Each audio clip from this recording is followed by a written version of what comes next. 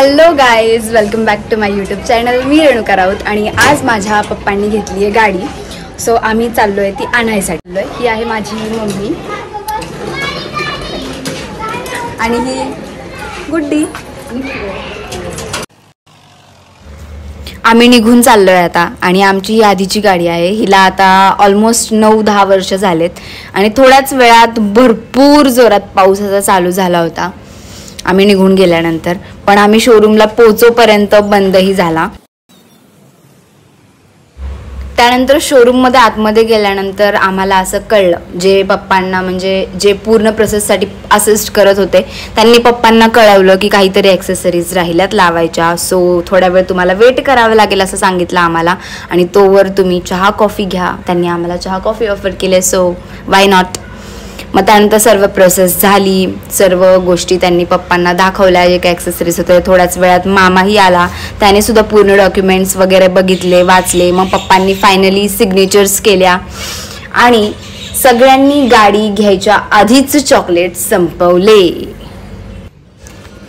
मग बाहेर आल्यानंतर सर्वात आधी गाडीला हार घातला. मग त्यानंतर पप्पांनी पूर्ण सगळ्या टायर्सवरती पाणी टाकलं, लिंबू ठेवले त्याच्याखाली आणि मग मम्मीने गाडीचं औक्षण केलं. त्यानंतर सर्वांचे फोटोज घेऊन सर्वांची मस्ती मजा झाल्यानंतर फायनली आम्ही आता ग्रुप फोटो घेऊन सर्व निघालो आहे परत घरी जाण्यासाठी, कारण परत पावसाचं वातावरण झालं होतं.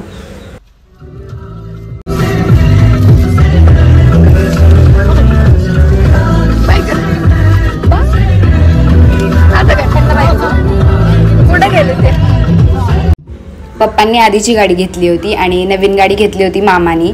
पुढे मम्मी बसली आणि आम्ही दोघी आणि प्रसाद आणि मामाचा एक फ्रेंड म्हणजे सादिक मामा, ते दोघंही दुसऱ्या अजून एका गाडीमध्ये होते.